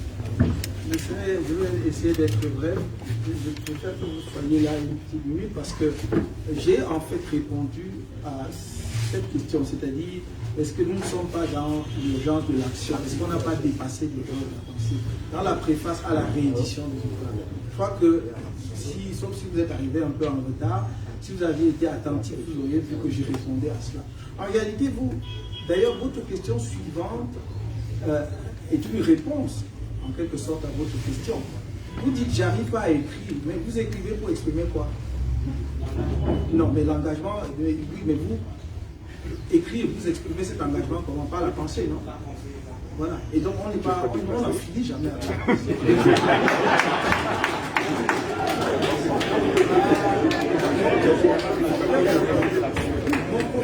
C'est ça. Mon propos est simplement à dire que toute action, qu'elle soit efficiente, qu'elle porte des fruits et atteigne les objectifs qu'on lui assigne, doit être pensée. Si vous ne le faites pas, vous allez dans le tâtonnement, le cafouin, et vous allez donc faire 1000 fois des ratures. Là, vous auriez pu éviter les ratures si vous aviez pensé, c'est-à-dire baliser le chemin. Vous parlez parce que vous êtes allé en Chine. Moi, j'ai été en Chine, probablement avant vous. Et quand je suis retourné en Chine, en 1999, et plus récemment en 2017, je peux vous dire, quand j'y étais en 2019, j'ai dit, disons, bon, pourquoi ne pas dire à mon épouse, quand je suis rentré, je lui ai dit, c'est terrible. Ce que j'ai vu en Chine, je suis effrayé. Le 20e siècle sera chinois.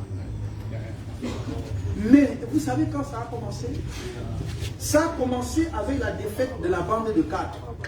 Lorsque Deng Xiaoping, constatant cela, et sans d'ailleurs rejeter complètement l'héritage maoïste, mais comprend qu'il faut effectivement passer à autre chose, réfléchit, lui qui avait étudié en Occident en disant, moi j'ai 1,2 milliard de personnes à nourrir.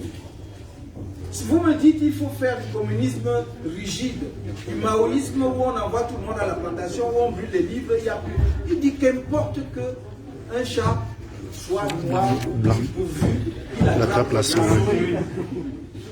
Ce n'est pas de la pensée, c'est le début de la pensée. Et c'est là le début de l'élaboration de la révolution chinoise, industrielle chinoise que vous avez vu. Parce qu'à partir de là, il installe je vais être long, mais je vais arrêter. Il installe les 6 zones de développement économique spécial que vous connaissez, n'est-ce pas? En face de Macao, en face de Taïwan, en face de Chine. Il l'installe. Et c'est à partir de là que se fait. Il ferme les frontières à ce moment-là, presque hermétiquement. Et la Chine close et est en train de faire sa révolution industrielle sans que personne ne s'en aperçoive. Quand ils ouvrent les portes, c'est trop tard pour les Occidentaux. Ils voient que la Chine est déjà partie, on peut plus dire. Et ça, c'est pensée, monsieur. Vous me dites qu'on a dépensé la pensée, mais développer l'Afrique et puis vous mettez la pensée aux poubelles, encore qu'on ne la mettra jamais. Sinon, même les pays développés ne continueraient pas de penser. Maintenant, comment est-ce qu'on fait pour les... Moi, je ne saurais vous donner aucun conseil. Parce qu'il n'y a pas de façon universelle d'écrire. Vous pouvez écrire parce qu'un événement produit un choc en vous et fait le déclic. Vous pouvez écrire parce que vous avez attrapé un livre. Parfois, un poème commence à partir d'un mot. Chez moi. Même pas un vers entier, un mot, ou deux, ou une expression. Et ça se met en route. Comme je vous l'ai dit, sans vous faire de promesses, vous ne savez pas à quoi ça va aboutir. Mais ça travaille. Ça travaille. Parce qu'autour de ça, c'est difficile à exprimer. Je te prends à témoin. C'est difficile à exprimer le processus d'engendrement d'un poème. C'est compliqué. Parce que d'abord, ça ne vient jamais de la même façon tout le temps. Voilà. Et ensuite, voilà, vous pouvez avoir un mot, une expression, et quand vous vous levez le matin, des choses se greffent à ça, vous voyez qu'il y a une forme, quelque chose prend forme. Donc, je ne saurais vraiment vous conseiller. Mais, un seul conseil que je peux vous donner, c'est qu'il faut lire. Nous, les Africains, nous ne lisons pas assez.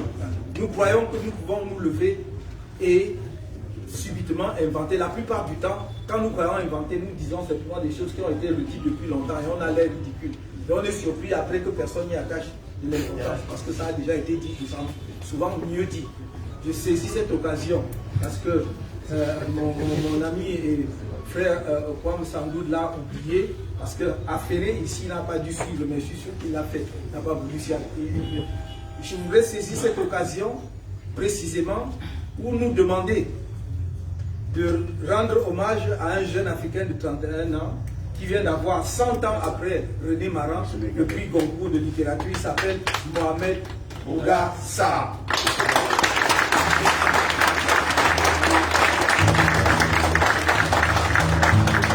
Pourquoi le nom de Bouga Sarr me vient tout de suite à l'esprit? Parce que c'est un gros lecteur. Et il a commencé à lire à l'âge de peut-être 10 ans, peut-être avant, et il ne s'est plus jamais dessaisi des livres. Ce qui fait que quand il produit des livres comme c'est peut-être son troisième prix, et ça c'est le plus grand prix de la littérature française, et probablement parmi les grands prix de littérature au monde, quand on arrive là, c'est pas par hasard. Je n'ai pas encore eu le plaisir de lire son livre, je le ferai très certainement, mais les notes de lecture que j'ai lues, c'est que c'est documenté, enfin, c'est riche, c'est nourri. Voilà, il y a une culture littéraire là-dedans. Donc il faut lire beaucoup avant de vous attaquer à quelques sujets que ce soit. Merci. Nous allons passer à la phase de signature. Mais avant, je vous en prie, on va faire une petite ponctuation musicale pour que le président souffle un peu.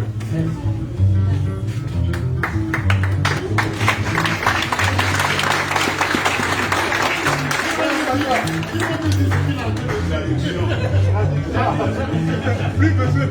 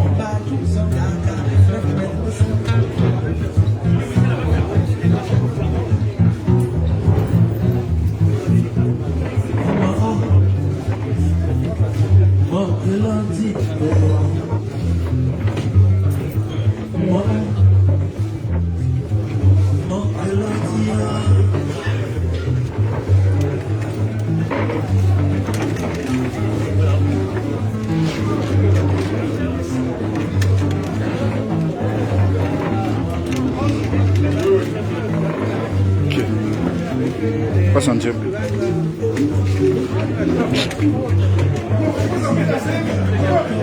On va organiser la dédicace. Asseyez-vous, s'il vous plaît. Asseyez-vous. Asseyez-vous, on va organiser la dédicace. Ah, comment? C'est là. Asseyez-vous, on va organiser la dédicace.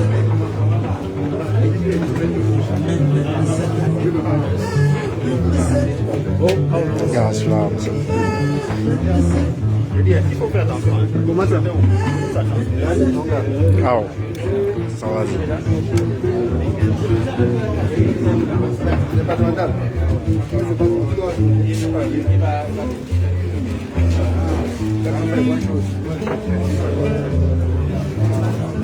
Après,